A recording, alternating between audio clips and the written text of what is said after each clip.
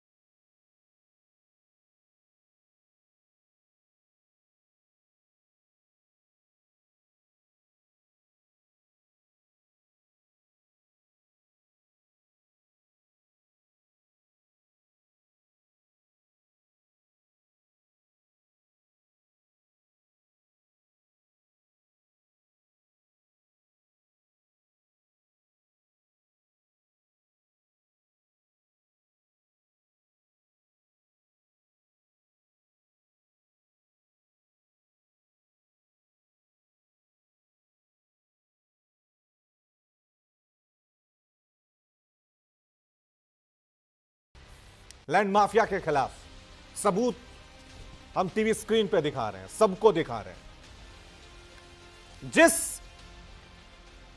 जमीन का circle rating 11 crore हो, वो 25 लाख में कैसे बिक सकती है? इससे बड़ा सबूत और क्या चाहिए? और आपको नहीं लगता कि अगर नोएडा अथॉरिटी कार्रवाई नहीं कर रही है तो यहां पर ईडी का रोल बनता है? क्योंकि मनी लॉन्ड्रिंग साफ दिख रही है। ऐसा हो ही नहीं सकता है कि 11 करोड़ की जमीन महज 25 लाख में बिक जाए।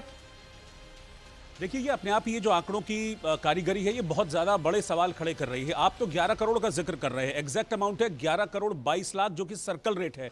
लेकिन एक चीज हमको समझनी होगी, जो मार्केट के जानकार हैं वो इस चीज को बहुत अच्छे से जानते हैं कि सर्कल रेट और मार्केट रेट दो टर्म होती हैं। सर्कल रेट वो होता है जो कि डीएम जिसको तय करते हैं कि भाई इससे कम रेट नहीं जाएगा, यानी कि जो रजिस्ट्री होगी प्रॉपर्टी की वो इस रेट पर होगी एटलीस्ट, वो सर्कल रेट होता है। लेकिन अगर मैं इसी प्रॉपर्टी का जिसका आप जिक्र कर रहे हैं उसका मार्केट रेट मैं बताऊं तो वो 120 करोड़ रुपए के आसपास है मार्केट रेट। यानी कि 120 करोड़ की जमीन महज 25 लाख रुपए में बेच दी गई। और सवाल ये उठ रहा है कि भाई जिसकी जमीन की कीमत 120 करोड़ उसे मिल सकती है, वो 25 लाख क्यों देगा? 25 लाख में उसको क्यों बेचेगा? हर एक आदमी चाहता है कि मेरी जमीन जो है ज्यादा से ज्यादा पैसे में बिके, मुझे ज्यादा से ज्यादा मुनाफा हो। यहीं से सारा का सारा खेल शुरू होता है। 120 करोड़ की जमीन जिसका सर्कल रेट 11 करोड़ 22 लाख है, वो 25 लाख में बिकती है और उसकी रजिस्ट्री के लिए 56 लाख रुपए दिए जाते हैं। जो आपके पास पेपर है उसमें सारी डिटेल्स हैं।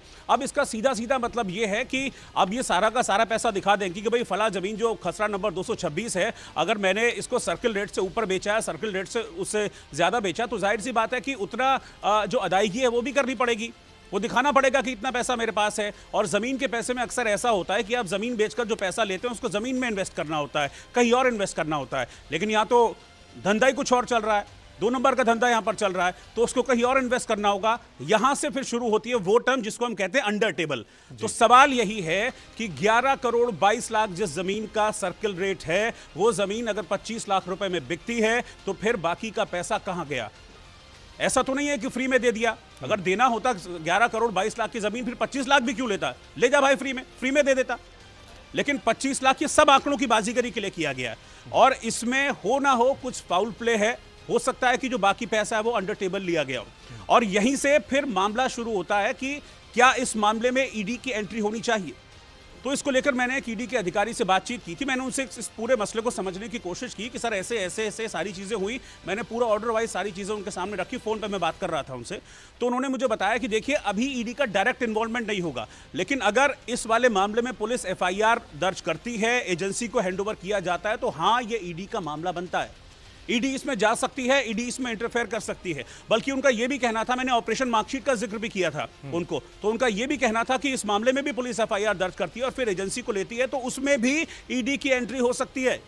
यानी कि महर्षि का सिर्फ ये लैंड स्कैम नहीं, जिसको हिंदुस्तान का सबसे बड़ा लैंड स्कैम कहा जा रहा है, बल्कि आप ये समझिए कि जो फर्जी मार्कशीट वाला खेल है उसमें भी ईडी की एंट्री हो सकती है, जांच कर सकती है उसमें भी ईडी। क्योंकि जिसका मैं जिक्र आपको कर रहा था वो मैं आपको दिखा रहा हूं। ये खसरा नंबर 226 का जिसका भी हम जिक्र कर रहे थे, ये महर्षि आयुर्वेदा प्रतिष्ठान ने SBRS वेंचर्स को बेचा। और आप देखिए इसमें 56,10,000 रुपए जो है वो स्टैंप ड्यूटी अदा की गई। अब इस पन्ने को पलटता हूं, इसकी सेल डीड है मेरे सामने।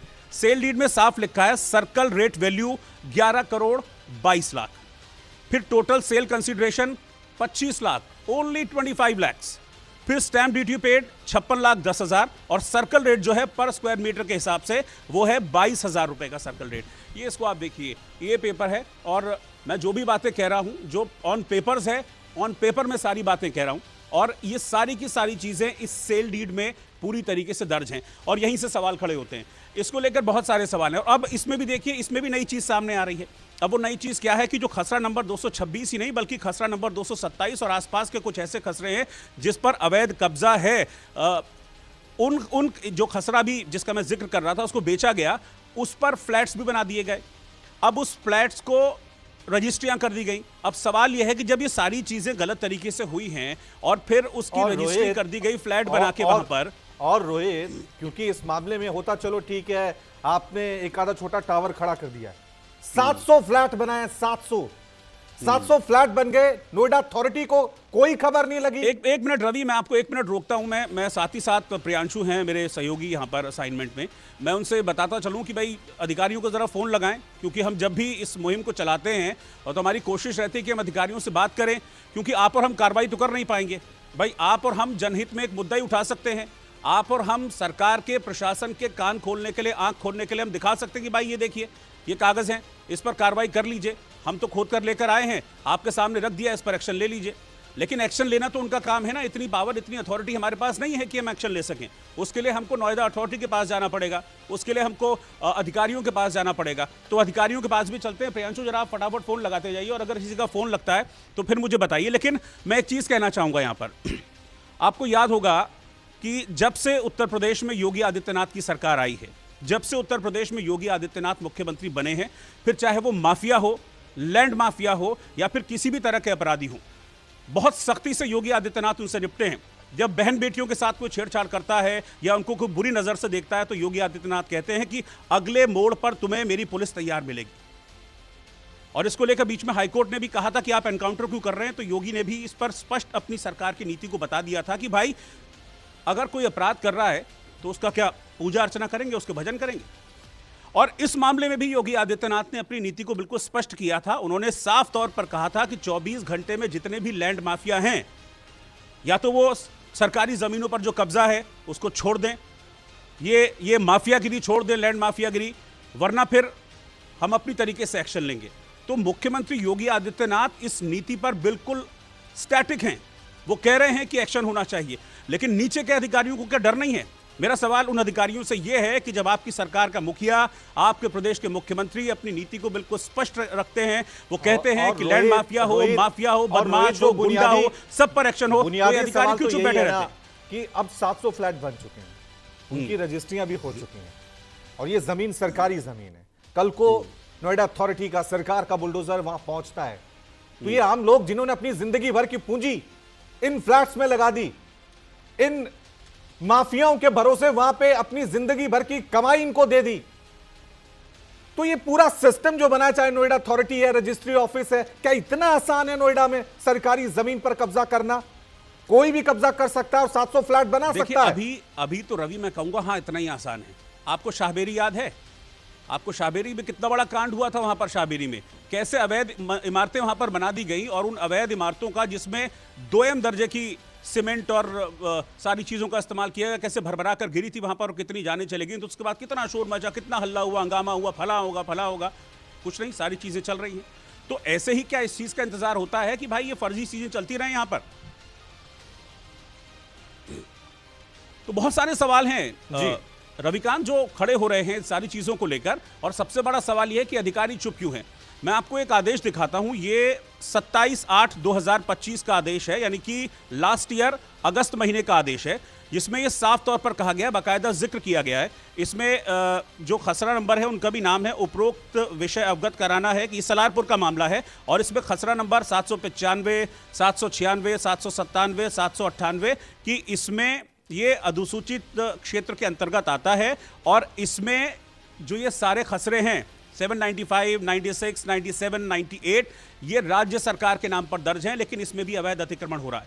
तो सिर्फ ये 2-4 की बात नहीं कर रहा, इसका कागज है मेरे पास, और ये सरकारी कागज की फोटोकॉपी है मेरे पास, जिसमें बहुत क्लियरली ये लिखा हुआ है नोएडा विकास प्राधिकरण के कागज में कि ये भी खसरा नंबर जो हैं ये राज्य सरकार के हैं, लेकिन इस पर भी अवैध निर्माण हो रहा है। अब एक और चीज मैं दिखाता हूं, मेरी जेब में एक FIR है, ये FIR है खसरा नंबर 217 की। इस खसरा नंबर 217 में भी बहुत क्लियरली लिखा है कि इस पर भी अवैध अतिक्रमण हो रहा है। तो ऐसा नहीं है कि खसरा नंबर 226, खसरा नंबर 227 एक दो खसरों का मामला हो, ये बहुत सारा मैटर्स है, बहुत सारी जमीन है। इसीलिए हम इसको बार बार कह रहे हैं कि ये हिंदुस्तान का सबसे बड़ा जमीन घोटाला है, और हिंदुस्तान का सबसे बड़े लैंड घोटाले के पीछे एक ही नाम निकल कर आता है बार बार, वो है महर्षि। इसमें भी 217 का जो जमीन घोटाला है, इसमें भी बहुत सारे नाम है, लेकिन इसमें एक नाम जो है जिसका जिक्र हम पहले भी अपने शो में कर चुके हैं, वो है जय भगवान चौहान का नाम। ये बाकायदा इस FIR में जय भगवान चौहान का नाम दर्ज है कि 217 में खसरे में अवैध तरीके से जो कब्जा किया गया है उसमें 9 लोगों के खिलाफ FIR है, और उन 9 लोगों में एक जय भगवान चौहान का नाम है, पूरा लिखा है जय भगवान चौहान, पिता का नाम महावीर, छपरौली, बांगर, नोएडा, सेक्टर 39, कमिश्नरेट, गौतम बुद्ध नगर, उत्तर प्रदेश, भारत। इसके अलावा और भी नाम है। तो आप ये देखिए कि ये चल रहा है खेल। और मैं सिर्फ 700 की सीरीज की बात नहीं कर रहा हूं जी, 800 की सीरीज भी है। एक मिनट, मैंने शायद उनको नोट भी किया था, मैं आपको बताता हूं। 800 की सीरीज की भी जो खसरे हैं। अच्छा, एक चीज और भी देख लीजिए कि इतनी देर हो गई मुझे प्रियांशु को कहे हुए, लेकिन अभी तक किसी अधिकारी का फोन लगा नहीं है या उठा नहीं रहे। क्या हुआ प्रियांशु?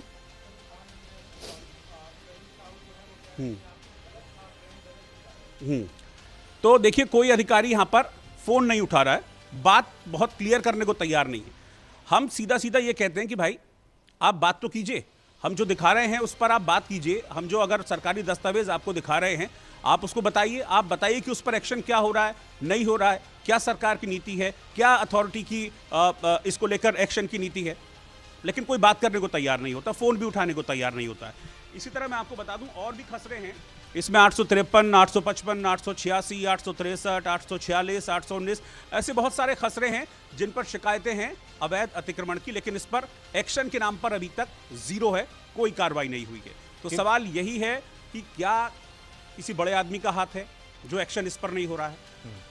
कोई बड़ा चेहरा है, कोई बड़ा पॉलिटिकल बैकअप है जिसकी वजह से इस पर एक्शन नहीं हो रहा है? ये बहुत सारे सवाल हैं जो हम इस पूरे मसले को लेकर जनहित में पूछ रहे हैं, लेकिन जवाब सिफर है, जीरो है। और रोहित, इसमें सवाल ये हो जाता है, ठीक है, क्योंकि नोएडा अपने आप में बहुत बड़ा एरिया है। ठीक है, नोएडा अथॉरिटी को मालूम नहीं हुआ कि उनकी जमीन पे किसी ने इस तरह से कब्जा कर लिया, यह सब अतिक्रमण वहां पे चल रहा है। लेकिन हम सबूत दिखा रहे हैं ना, एक एक पन्ना दिखा रहे हैं ना, रिपोर्ट दिखा रहे हैं ना। उसके बाद हमें क्या मिल रहा है रोहित? हमारे रिपोर्टर जो फील्ड पे जाते हैं उनको धमकियां मिलती हैं, और ये शख्स जो टीवी स्क्रीन पे दिख रहा है, जय भगवान की धमकी दी है, मेरा कुछ बिगाड़ लो, मेरा कोई कुछ नहीं कर सकता, मेरे पे तो कई पहले से एफआईआर है। क्या वाकई में ये देश ऐसे लैंड माफियाओं के हिसाब से चलेगा, संविधान से चलेगा, कानून से चलेगा? कोई डर नहीं है इनको? किसी भी जमीन पे कभी भी कब्जा कर लेंगे? देखिए, यही तो बात है कि जो राज्य सरकार के मुखिया हैं वो इस चीज को लेकर स्पष्ट तौर पर अपनी नीति कहते हैं। जैसा मैंने पहले भी आपको बताया कि हम किसी भी तरह से सरकारी जमीन पर कब्जा नहीं होने देंगे। बहुत क्लियरली कहा था मुख्यमंत्री योगी आदित्यनाथ ने कि कोई भी सरकारी जमीन पर अगर कब्जा है तो 24 घंटे में उसको हटा लीजिए, उसको खत्म कर लीजिए, नहीं तो फिर भूमाफिया के खिलाफ हम सख्त एक्शन लेंगे। लेकिन उसके बावजूद अगर अधिकारी एक्शन नहीं लेते हैं तो सवाल यही खड़ा हो रहा है कि क्या अधिकारी अपने प्रदेश के मुख्यमंत्री, जो कि स्टेट में इस तरह की भूमाफियागिरी को खत्म करना चाह रहा है, माफियागिरी को खत्म करना चाह रहा है, उनके आदेशों को नहीं सुन रहे हैं? आपकी सरकार की नीति बहुत पूरी तरह से स्पष्ट है, तो क्यों अधिकारी उस नीति पर नहीं चल रहे हैं? क्यों अधिकारी संरक्षण दे रहे हैं? क्या किसी बड़े शख्स का हाथ इन सारी चीजों के पीछे है? क्या कोई पॉलिटिकल बैकअप है, जैसा कि मैंने पहले भी आपको कहा? तो ये बहुत सारे सवाल खड़े होते हैं, क्योंकि ये इनएक्टिवनेस जो दिखती है ना इस तरह के केसेस में, ये इनएक्टिवनेस बहुत सारे सवाल खड़े कर रही है। और ये सिर्फ नोएडा की बात नहीं है, मैं आपको बता दूं कि पूरे उत्तर प्रदेश में कई जगह इस तरह की भूमाफियागिरी चल रही है, इस तरह से अवैध कब्जे चल रहे हैं, लेकिन इसके बावजूद एक्शन के नाम पर अभी तक चीजें जीरो हैं। सिर्फ नोएडा की बात और रोहित, अपने दर्शकों को सुना दें, अपने दर्शकों को सुना दें कि भूमाफिया को लेकर सूबे के मुख्यमंत्री योगी आदित्यनाथ ने क्या कहा है। प्रधानमंत्री मोदी भी बहुत कुछ कह चुके हैं, चेतावनी देते हैं, लेकिन इन सब के बावजूद जो नीचे अधिकारी होते हैं वो भ्रष्टाचार के मामले में ये सब कुछ करते हैं। क्या कुछ कहा है, पहले वो सुन लेते हैं। मैं 24 घंटे का समय दे रहा हूं। उत्तर प्रदेश के अंदर जिस भी सरकारी भूमि पर किसी भूमाफिया ने कब्जा किया है उसको तत्काल छोड़ दें। 24 घंटे के बाद जब हम कार्रवाई करेंगे तो उसको जमीन तो छोड़नी ही पड़ेगी, लेकिन साथ साथ उसने जो कमाई की होगी उसको ब्याज सहित हम वसूली करेंगे। रोहित, ये साफ और सीधा संदेश यूपी के तमाम लैंड माफिया को सीएम योगी आदित्यनाथ की तरफ से। लेकिन जिन पे ये जिम्मेदारी होती है रोहित, नोएडा अथॉरिटी पे, नोएडा पुलिस पे या फिर ईडी की टीम पे, वही नीचे कार्रवाई नहीं कर रहे हैं। इस मामले में ही देख लीजिए, सबूत उनके पास है, अवैध बिल्डिंगें, अतिक्रमण, हर चीज उनके सामने है, लेकिन खामोशी, नील बटा सन्नाटा। देखिए, मैं आपको बताऊं रविकांत, जब हमने इस मुहिम की शुरुआत की थी तो बाकायदा एक मेल भेजा गया था महर्षि संस्थान को कि हमारे पास इस तरह के दस्तावेज हैं, हमारे पास इस तरह के सारे कागजात हैं जो ये इंडिकेट करते हैं कि आपका इन्वॉल्वमेंट है इस तरह के लैंड घोटाले में। तो क्या आप इसको डिनाई करते हैं, और डिनाई करते हैं तो आइए अपना पक्ष रखिए। हमने 24 घंटे का समय उनको दिया था, लेकिन 24 घंटे में किसी भी तरह का कोई जवाब वहां से नहीं आया। इसका मतलब कि कहीं ना कहीं कुछ घोटालेबाजी थी, इसीलिए वो चुप रहे, कुछ इस पर बोले नहीं। लेकिन जब न्यूज़ इंडिया ने इस मुहिम को चलाया, खबर को दिखाया, तो अधिकारियों में खलबली मची और ऊपर तक ये बात गई। लेकिन सबसे बड़ी बात यह है कि इसको एक्सेप्ट करने के लिए कोई भी अभी तक राजी नहीं है, और एक्सेप्ट करेंगे तो यानी कि आप समझिए कि गठजोड़ उजागर होगा। अब अगर एक बहुत सीधी सी बात है कि किसी ने फर्जी रजिस्ट्री की है, तो ऐसा तो नहीं होगा कि उसने घर पे बैठ के फर्जी रजिस्ट्री के कागज बनाए और जमीन अपने नाम कर ली। उसमें कहीं ना कहीं इन्वॉल्वमेंट रहा होगा, और बीच के लोगों का, कुछ अफसरों का, कुछ दलालों का, तो पूरा नेक्सस उजागर हो जाएगा। एक बार फिर आप जरा अधिकारियों को फोन लगाएं, उनका क्या रिएक्शन आता है। आखिरकार कोई बड़ा अधिकारी क्यों फोन नहीं उठा रहा है? जिनकी जवाबदेही थी, जिनकी जिम्मेदारी थी, वो क्यों एक्शन नहीं ले रहे हैं? लगवाएं रोहित। ठीक है, मैं प्रियांशु के पास वापस चलता हूं। प्रियांशु भाई, किस किस को आपने अभी तक फोन लगा लिया? Noida CEO, GM civil, Dadri, तो मतलब आप ये समझ लीजिए कि नोएडा के जितने भी अधिकारी हैं, नोएडा अथॉरिटी के और प्रशासन के अधिकारी, जिनके अंडर ये सारी चीजें आती हैं, इन चीजों को देखना, वो सब चुप्पी लगाए बैठे हैं। कोई बोलने के लिए तैयार नहीं है, इस पर कोई बात करने के लिए राजी नहीं है। और आप ये सब जानते सब हैं कि कैसे हम इस इशू को उठा रहे हैं, इस मुद्दे को उठा रहे हैं, लेकिन कोई बोलना नहीं चाहता, क्योंकि आप समझिए कि एक पूरा नेक्सस काम करता है। तो अगर कोई भी बोलेगा तो वो नेक्सस पूरा का पूरा डिस्क्लोज हो जाएगा, और कोई भी नहीं चाहता कि नेक्सस डिस्क्लोज हो, क्योंकि वो कहते हैं ना कि कोयले की दलाली में सबके हाथ काले हैं। तो वही वाली सिचुएशन यहां पर है, इसलिए शायद कोई भी कुछ भी बोलने के लिए इस पर राजी नहीं है, और इसीलिए जो सरकारी जमीन है उसकी लूट चल रही है, खुलेआम चल रही है, और इस पर कोई एक्शन अभी होता हुआ नहीं दिख रहा है। और साफ तौर से बड़ी खबर दर्शकों को एक बार फिर बता दें, न्यूज इंडिया की मुहिम लगातार जारी है। हम तमाम बड़े अधिकारियों को फोन करें, नोएडा अथॉरिटी के सीईओ आज भी हमारा फोन नहीं उठा रहे हैं, नोएडा के डीएम वो भी फोन नहीं उठा रही हैं। हमारी असाइनमेंट की टीम लगातार अधिकारियों से संपर्क साधने की कोशिश कर रही है कि आखिरकार इतना बड़ा जमीन घोटाला नोएडा के अंदर हुआ है, और कोई भी अधिकारी अपनी जिम्मेदारी से, जवाबदेही से भागता हुआ साफ तौर से नजर आ रहा है। रोहित, क्या संदेश माने? ये सारी चीजें जिस तरह से हुई हैं, इसको लेकर हम आगे भी जारी रखेंगे। रोहित, आप बने रहिए हमारे साथ। एक छोटा सा ब्रेक ले रहे हैं, जल्दी हाजिर होंगे, लेकिन ये मुहिम न्यूज इंडिया पे ऐसे ही जारी रहेगी। देखते रहिए न्यूज इंडिया।